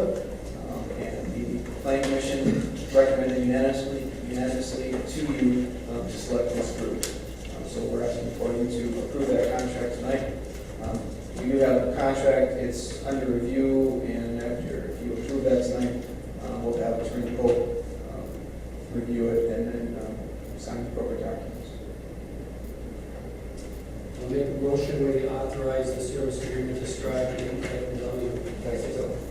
Sure. This kind of, dovetails back into what we just talked about. Is this one of the discretionary funding sources we want to look at? $70,000 would be a big chunk of our matching grant for the day grant. Is this something that you want to throw on the table or what's the commission's feeling? I'm personally reluctant to do that. I know that $70,000 is a big chunk of money, but when we were doing the interviews, it was clear that the amount that we were spending was what they considered a good amount to get the good product instead of a boilerplate product. And that what we were going to get for that huge amount of money was a lot more community involved, which was what we felt was important to get with the comprehensive plan. So I know what you're saying. I just throw it out there because we're... Well, you know, that's really a good point. We could wait 2 weeks until our workshop. Would that? We only have X amount of dollars to spend, Just like to look. I guess I would prefer to continue on. I think, it's been a long time coming to go get a comprehensive plan. And we set it at that amount because we thought it was that important. I guess I am too. So I'll leave my motion out there that we approve this professional service agreement. Second. Motion by Commissioner Seymour, second by Commissioner Shackelford to a professional service agreement as noted in item W. Any further discussion or concerns? Seymour, Yes. Shackelford, Yes. Howard, No. Kayer, No. Corcoran. Yes.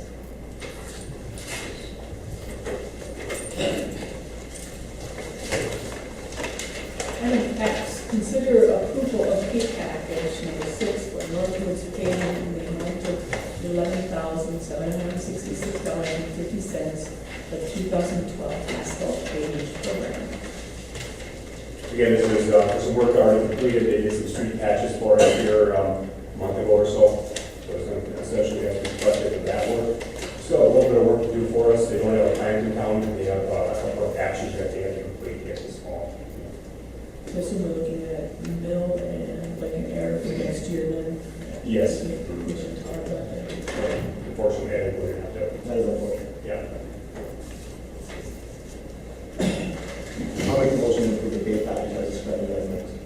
Second. Motion by Commissioner Tower, second by Commissioner Carey to approve the pay packages noted in item X. Any further discussion or concerns? Roll call. Shacker, yes. Tower. Yes. Dare. Yes. Seymour. Yes. Parker. Yes. Item Y, discuss and consider awarding the bid to Jake's Excavating an amount of $53,000 for the demolition and removal of blighted structure and cleanup of property at 213 Bond Street. Again, this is a property that has gone through condemnation. We did go out and get bids, as you see here. There were 4 bidders for that project. It was quite an extensive project. The building itself has been condemned, unsafe for use on the site. It has quite a bit of debris on it. And you can see the numbers here. I think 53,000 is quite a competitive bid for the size of the scope of work that needs to be done there. The property is pretty much built from floor to ceiling with material that has to be removed from the site on probably 3 floors. So it's quite extensive, very significant project for us. Again, with the funding, we did talk about that a little bit. There are fund balance dollars. We used it with Paul here prior to the meeting here. We have the dollars for this, if you wish to proceed with it. There will be additional dollars in addition to this for environmental work. Again, anytime a municipality takes a building down, if there are environmental issues in there, and essentially that comes down to, Dennis, what are the typical things you'd find in a building?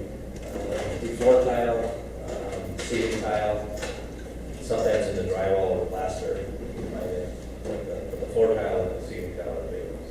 Window glazing, sometimes roofing hazard. And again, typically we would have that evaluation done before we got to this point.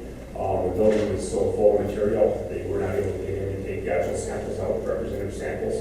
So that would have to be done as the contractor is working on the building, get a clear area, and then take samples of the flooring and that type of thing during the progress of the cleanup. So just make you aware that there's some additional potential expense, and there will be some level of expense with it. We did talk to the environmental contractor, or our environmental consultant that does this work. And, again, we're not really knowing, we're ballparking between $5,000 to $10,000 for environmental work. It could be less, it could be more than that. That's, from his experience, what you maybe expect for a building this size. And that'll be the cost to the city then? That will be a cost to the city. And just looking at the estimates up there, the one is roughly 20,000 cheaper. Is there any concern that this contractor may come back and need extra money? We did talk to them because, again, with that difference in bid, we did ask them if they had some concern about it. Dennis, you talked to Jake's directly, and And he felt he had enough money in for the demolition of it. He said, yeah, he'd take more money if we give it to him. But he felt confident and he didn't want to withdraw his bid.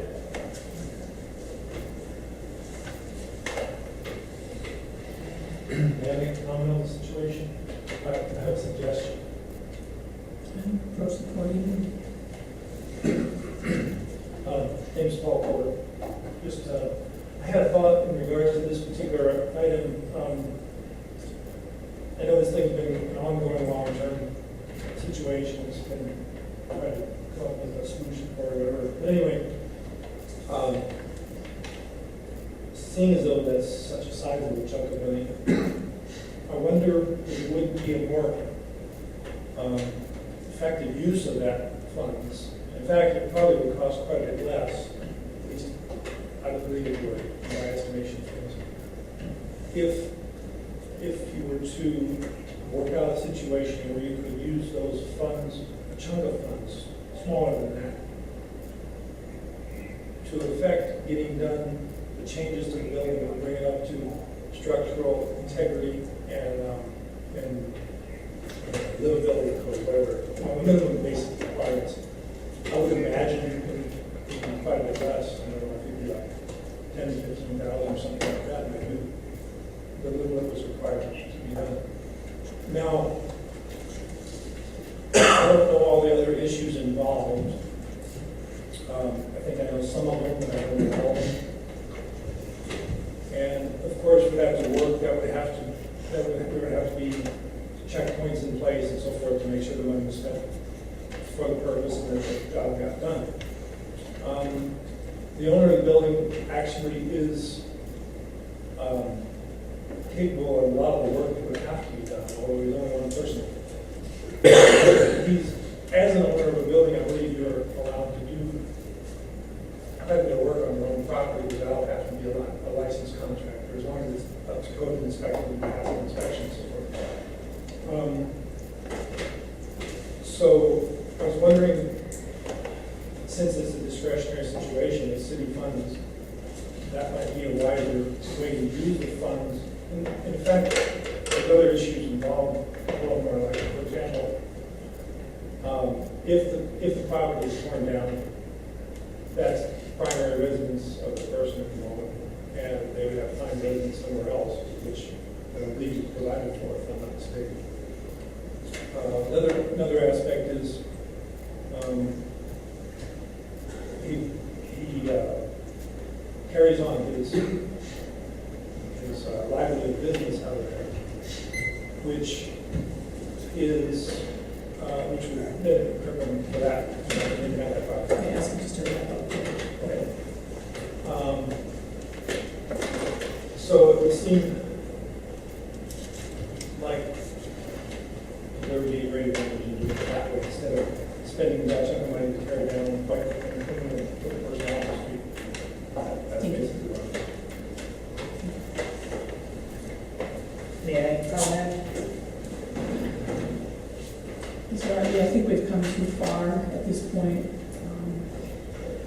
Commissioners, I don't know your thoughts. We started this project and kind of owe to the neighborhood up there for the safety of this property. And I think it's our obligation to remove the blight. Commissioners? I think it's just terrible that we have to spend this amount of money to clean a property up that somebody personally owns.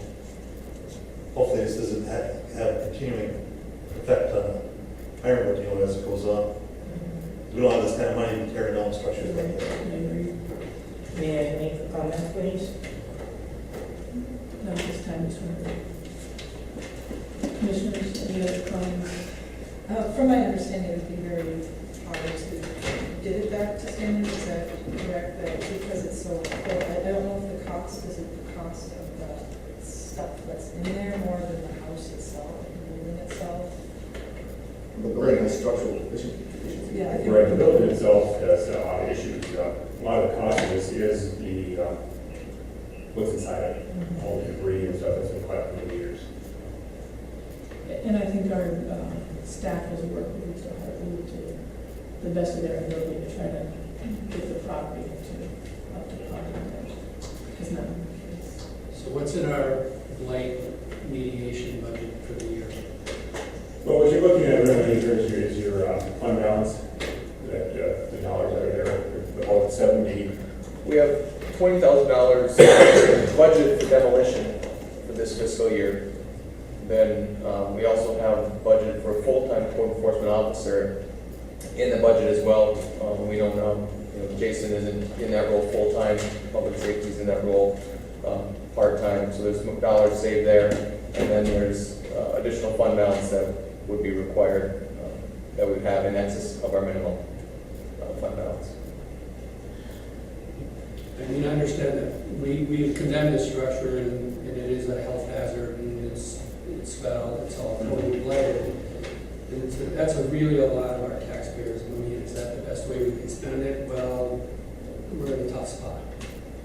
So I'm going to suggest that we hold off till after our workshop on the grant process. I'm looking at two things that we can do with some money. One is apply for grant for downtown, and the other is tear down a horribly blighted structure. I don't think we're ready to make that call.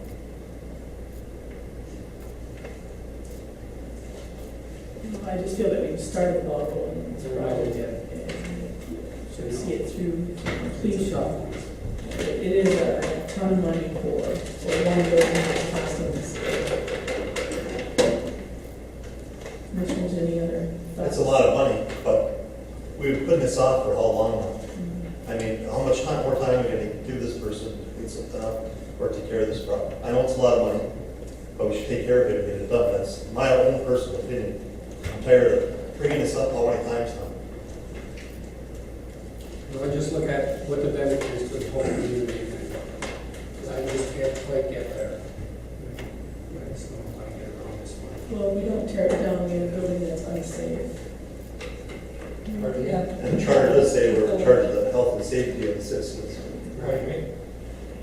You don't spoke of having worked with the person for a long time. Did you ever offer any concrete assistance to bring that up to code, that is to say, some funds or something? Or were you only talking? Well, we're not in a position to give people money to fix it. No, not taxpayer. I know, that's not that way. This is the second building he did this to.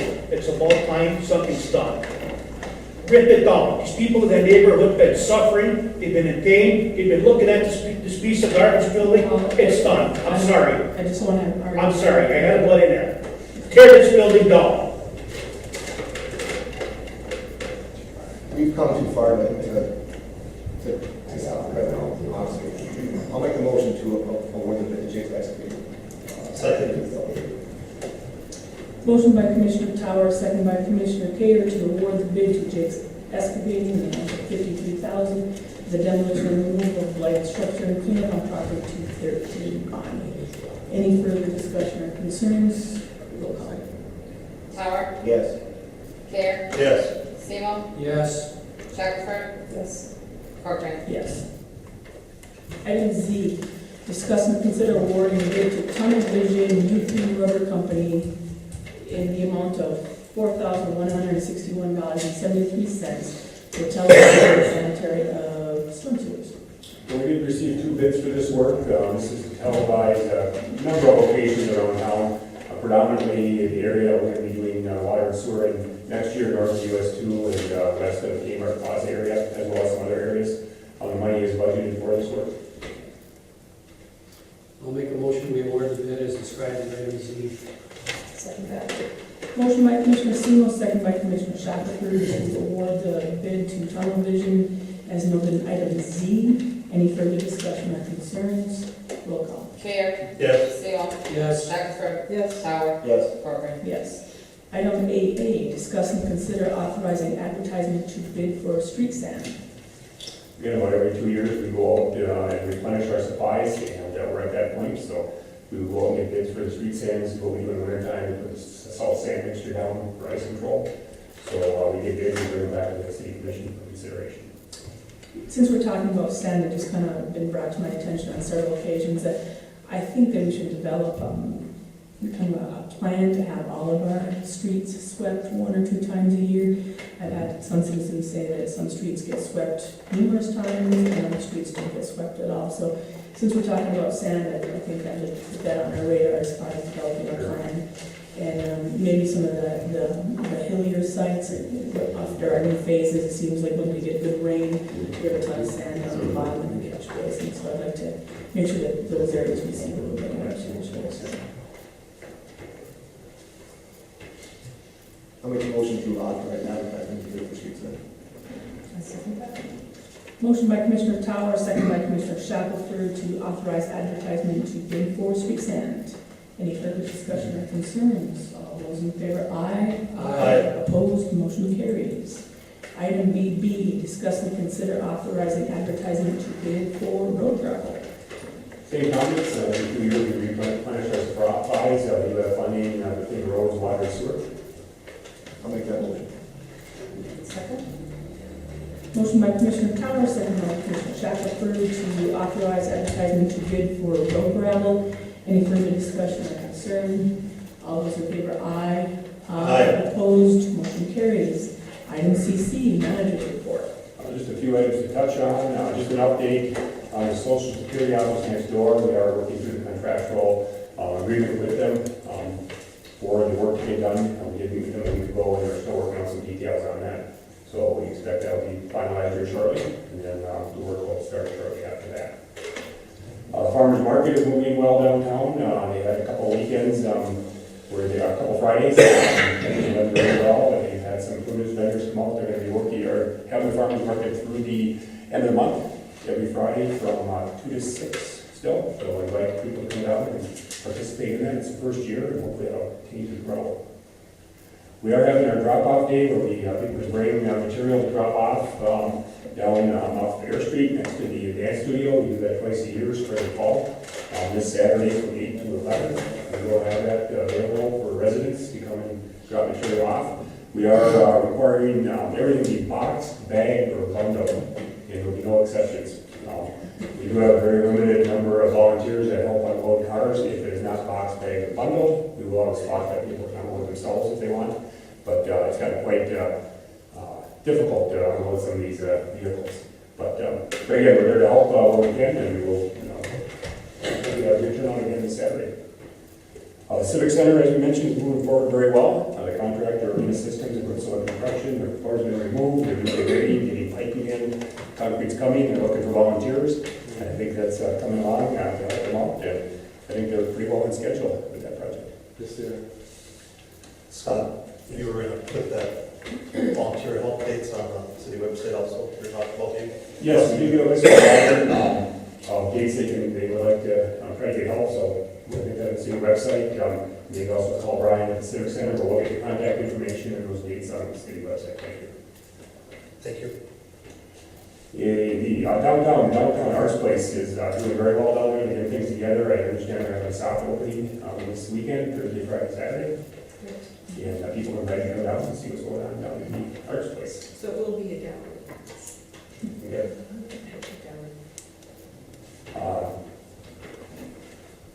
We're going to be meeting with the deer hunters. They say the commission approved the deer management hunt for this fall, so we're going to meet this Friday, September 13th at the building here at 5 p.m. We go through a whole safety program with them, talk about that, they get registered and set their areas for the deer hunt. So again, that's this Friday at 5 p.m. at the building. We're going to have some additional striping done for our asphalt. They went through and striped the whole city. We had a couple of areas that got missed, so they're back in town this week. And they'll touch up a couple spots where the striping, centerline striping needed to be freshened up a little bit. We did receive our preliminary scoring. We applied for a grant for Curry Park. It was through the passport grant process. And again, we did receive our preliminary score of 140 points. We're looking at that to try to see if we can get that point level up a little bit. It should be competitive, but with these you never know. There's no guarantee. So they'll be working on that, and we'll wait and see what happens. And that's for the electrical upgrades. Staff continues to meet with the FEMA staff. We had spring flood this spring, and there's a lot of data collection information that we're getting for them, getting reimbursed for some of our costs this past spring. We are also moving forward with the Big Springs Wellfield timber sale. You touched base on that. City Commission did previously award that timber sale, and the forest auditor is interested in coming in this fall, so we're going to be meeting with him tomorrow. We do have our resident forester, Marion True, who is helping us with that whole process, volunteering his time and efforts. It really is a benefit to have, with these type of things. And we're expecting maybe $8,000 to $10,000 of proceeds from that timber sale. As you saw in the paper, Christ Lutheran Church was around the area here, helping a lot of people out. They did a lot of volunteer work this past Sunday. They helped the city out. The parking lot adjacent to the building here. There was some overgrown areas there, and we also had some areas over by the old Midas store that they helped with. So we're getting those areas prepped to put in some landscape solar and some home maintenance type of materials in those areas. And again, it's just got kind of away from everybody. They got a real nice turnout, and they're really helping out the area as well as the environment. And just an update, we do have a regional trail that we're working on. We talked about that a little bit tonight. The city did get a grant to construct that trail through town. Still a work in progress.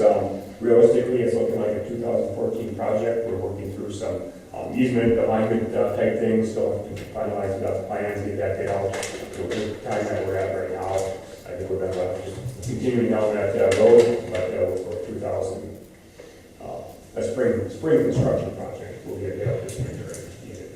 Still have a few things higher now. That's the end of my report. Thank you. Item DD, other matters. Got one thing, I just want to thank Paul and Michael, for the weekly progress reports you guys are giving us. It's been very helpful. And people have been questioning and stuff. I've also had questions about public works and public safety. We haven't had any updates from you guys in a couple months. I'd like to see monthly updates from both departments at the least, so I can kind of explain to people what our departments are doing in the city. Right now, I can't do that. For public safety, I have a copy of what the sheriff has been giving to Wakefield and Bessemer with me. I'll give that to you, Mike. You and Andrew can go over that and try to figure something out here. Very good. The commission reviews. Sounds good.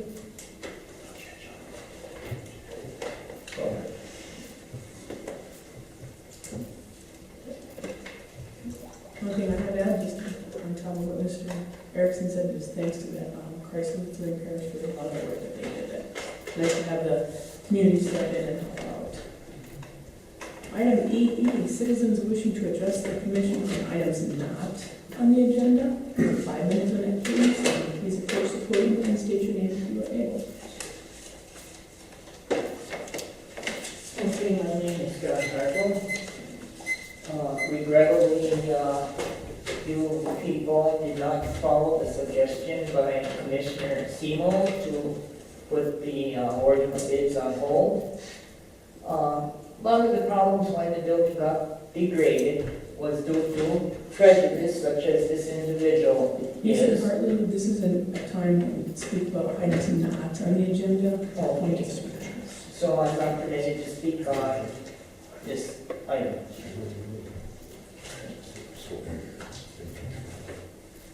Anybody else?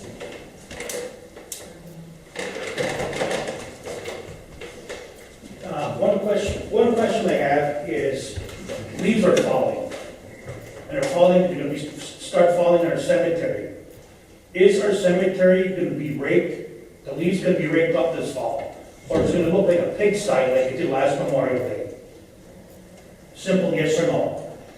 That I don't know. We can put it on an agenda and talk to department heads and see if I have an answer for you at this point. Because it was a pigsty last year, there's no reason for that.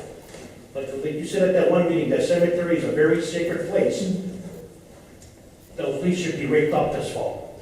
Thank you. Anybody else? My name is Linda, and I made calls today in reference to what I deem an inappropriate circumstances, so much as down Pine Street, these heavy trucks are going down there. The wheels are as big as up to the seat, I don't know where they're coming from. I don't think they abide by the speed limit to any degree, but it's using a residential street versus Alfred Wright or Frenchtown Road. There's 2 little kids on the street, 3 and 5 years old. They play next to the street or in the street, and I believe that to be a hazard. I called the city itself. I called the DPW. Is that what it is? I don't know. Jason, that's who I talked to, Jason. He called me back, and I also left a message at the 1234. They didn't pick up. So I was told that there's no weight limits on the road, so shame on me. I do it. I don't think it's appropriate. It's a residential street. Y'all just paid a half a ton of money to fix that street, which is a sloppy job. It's not done. Sidewalks are cracking already. The rain has washed away a lot of the, whatever was supposed to have been there. And the hill they made on the other side of the street, behind the big mechanical building, is atrocious. I mean, they moved our street over, I believe that they said 12 inches or something. And our driveway is just like a hill. It's horrible. So I just would like something done about the trucks going down the street presently. If I can say something, I believe public safety said 2 people to motor carrier school. Yes. In reference to trucks, and the motor carrier act that we are going to be presumably adopting will allow them to enforce that heavy truck traffic better than they can now. So hopefully that will help to alleviate some of your problems. Well, that's a constant stream of carrying heavy loads and that kind of thing. We can have Lieutenant Rickles maybe talk with her and see if there is a company company that's using that as a way to travel through. I'm not sure if it's due to the construction on the overhead lines that are going in by XL or if it's something else, but maybe Mike, we could talk out there and get some details and so we can see if there's something there we can follow up with, whoever that might be. Appreciate it. Thank you. Thank you. Anybody else?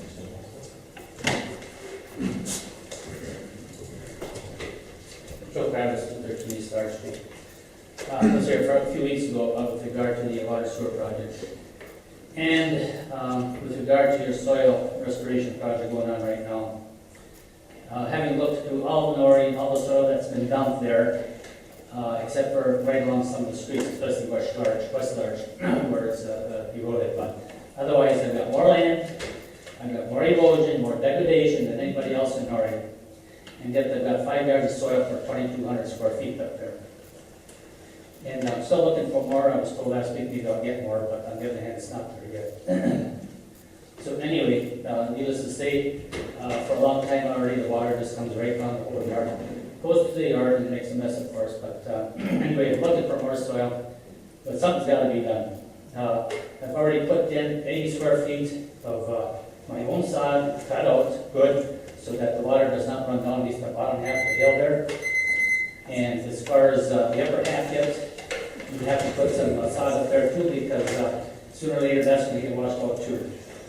I buffered this topsoil to my garden, seeded it, so some of that couple hundred feet there didn't have to be restored by, your own topsoil. But otherwise, it's I got a mess sitting there yet, and I've looked at these other places, flat, level, modestly sloped, all the soil they need. In fact, too much in some places. So it isn't a matter of being what you would call maybe measuring or something like that. We can science it, go up there and look and say, hey, this guy's got to work, he's got all slope, 2,200 feet of it. It's all slope, steep places. So anyway, I'll be down here trying to find some topsoil or some help yet because it's a mess. And I did spread out the 5 yards. 1 3/4 inches, lucky to save it from all that rain for about 2 weeks ago now. Real lucky to save it. I did have some problems when we started, so. Well, I guess that's about it now. So. Thank you. Scott, where are we with the completion of our project? Are we still bonded for X amount of dollars to? We are, we're expecting Wagner to come back in, they said middle of September. I just got an email out the other day from Coleman asking us to get a date set. So we come back in and go through again, the area don't need touched up. We are working with the property owners. If someone does choose that they want to, kind of put a little elbow grease into it, bring some topsoil up for residents that want to, help out the process. And that's how we have two big rains and it makes it difficult for everybody. But it's slowly coming together in these projects. It does take a while to heal and get these things fully established. We've come a long way, we're not 100% there yet. So you have Wagner who will be able to meet this. And we're going to have Wagner go through and get touch up spots that still, are not quite big. Every single property owner that got soil up there, they had adequate amounts, again, more than they need for some. And here are 5 yards for 2,200 square feet. 5 yards covers at 1 inch, 1,600 square feet. Boy, it's difficult to say the least, especially on slope land and doing all by yourself, doing a good job of it, making sure that. Took a lot of rain to take all that rock up because there was no fines left there. Nothing, it all got washed down. Thank you. Could there be sandbags possibly?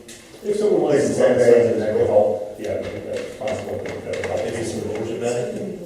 Nothing. We did run out of topsoil. I ordered another 100 yards. What I was told today, we have to sift it before they deliver it, so it's going to be a little bit before we get the topsoil delivered to the garage. So, we do have to go on the list. Do we have any topsoil? No. I was told it's going to be maybe about a week before we get it delivered to the garage. So, we're not going to be there tomorrow delivering topsoil. We just got to wait to have how we need to deliver it. Thank you, Bob. Anybody else?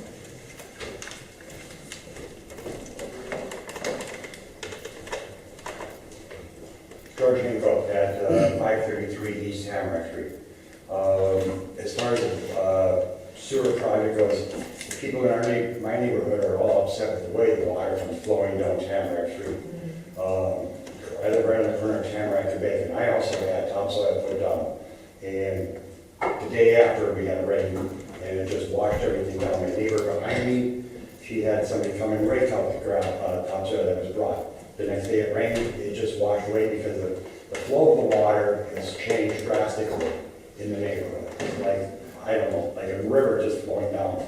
It's flowing in across Bacon Street into my neighbor's yard, flooding his yard. He's now having water in his yard, or in his basement for the first time in years since this project goes on. We feel that we need some curbing or something to put in there to help divert the water and let it flow. I mean, we got the swamp back at the end of Bacon Street, but the water doesn't get there until after it ruins everybody's yards in the neighborhood. And it's washing out alongside the road and ground where there's leaving ditches this deep. And all that's gonna happen is traffic's gonna park on the side there, break down the new asphalt, and we're gonna have crappy roads again. That's all I have to say. Thank you. I know we've had an exuberant amount of rain, but definitely I would like to make sure that we get weather into some of these places that they mentioned. It does take time to deal with the project back in again. Once yours established that everything, then, you'll see a lot of issues be corrected. But at that point, it's challenging. Getting there slowly. Anybody else? Okay, item at that. Second. Motion by Commissioner Towers, second by Commissioner Seaman to adjourn the meeting. Any further discussion of concerns? All those in favor, aye. Aye. Opposed, motion carries. This is your full